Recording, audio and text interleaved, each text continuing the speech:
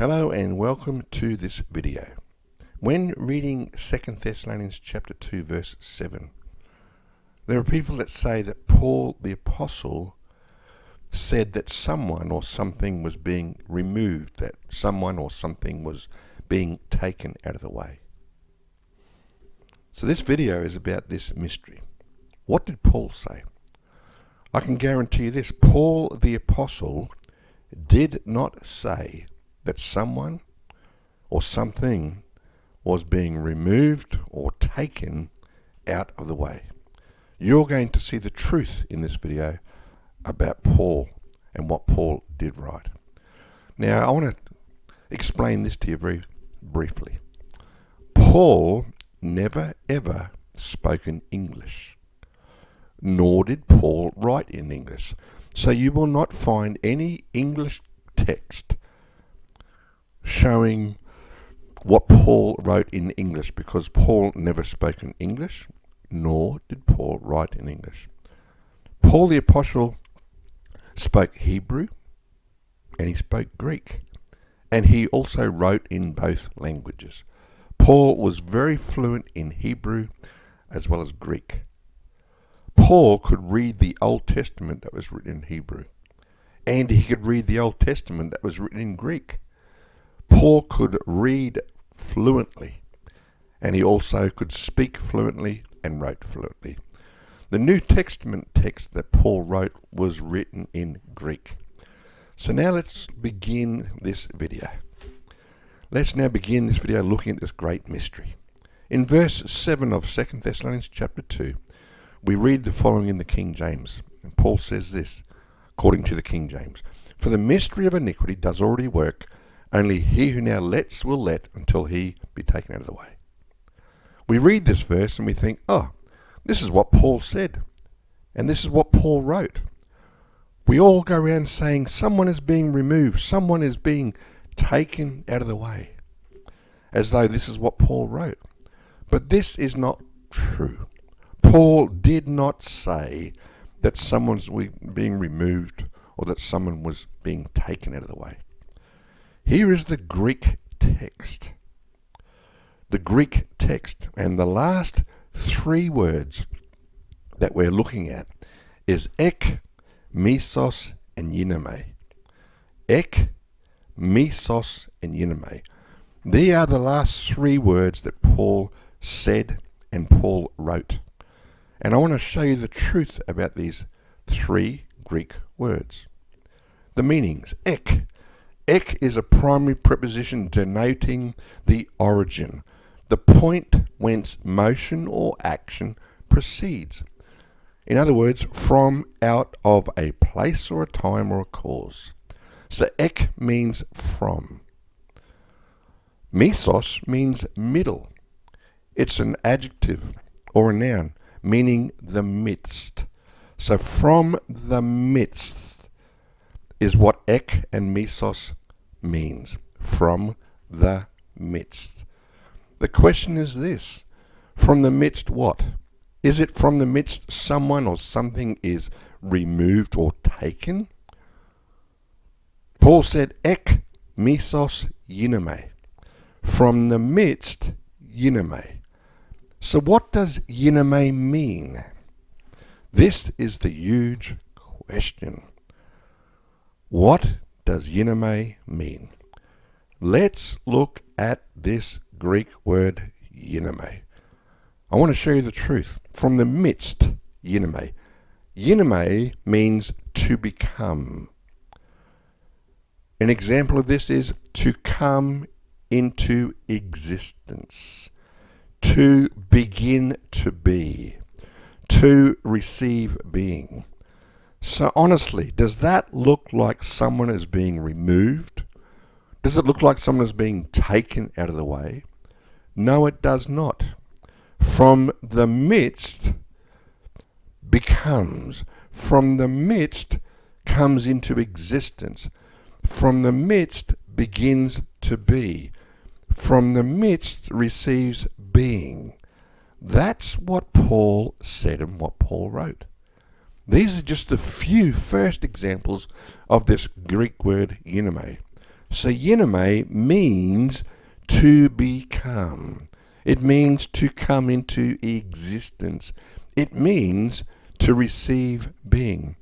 I want to show you the very first place in Scripture where Ginomai is used. That's right, I'm going to use Scripture.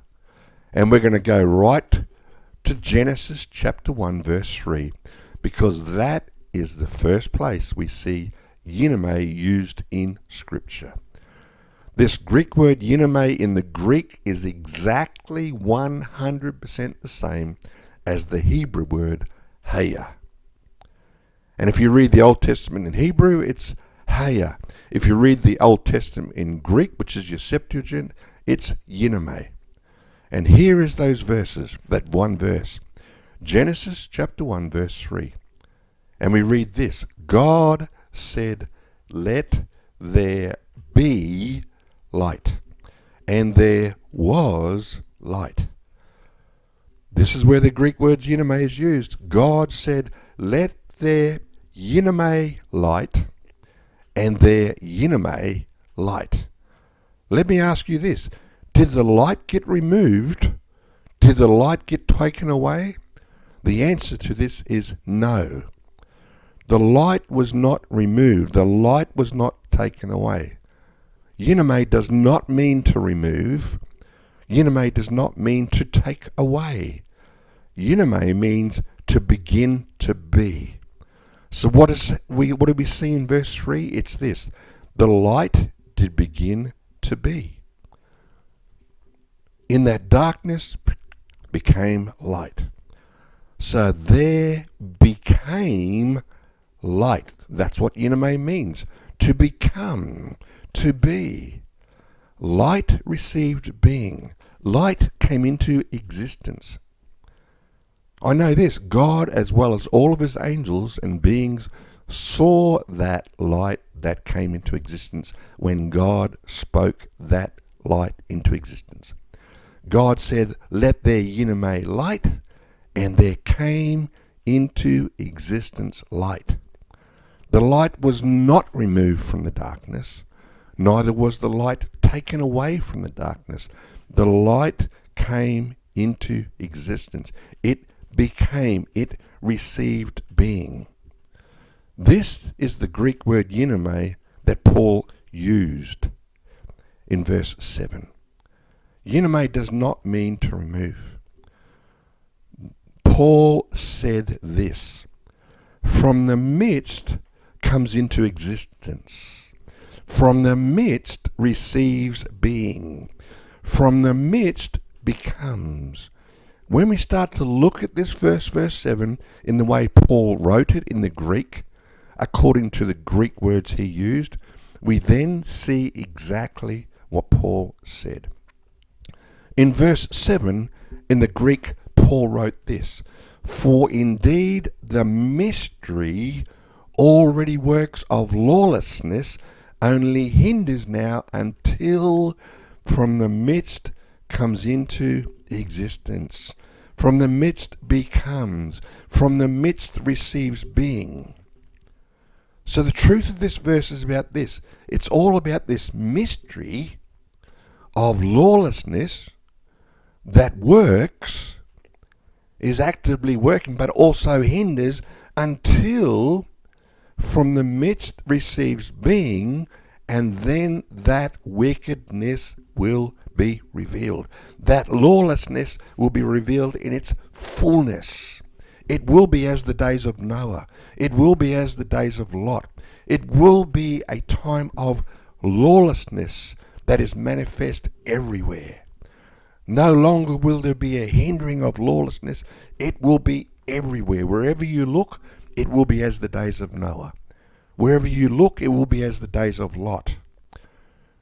It will be wickedness. It will be lawlessness. This is what Paul wrote in verse 7. Paul did not say that anyone was being removed nor taken away. Paul did not say that something was being removed or taken away in verse 7. What Paul did say was, from the midst comes into existence. From the midst becomes, from the midst receives being. This is just part one in this series. There are many other videos to come where I'll be looking in Scripture at where the Greek word ginomai is used. And you will be left with no shadow of a doubt what ginomai means. This Greek word ginomai has always remained the same in its meaning ever since the history of the Greek language. It had that meaning prior to Christ being born. It still has the same meaning today in our age. Ginomai means to come into existence, to receive being.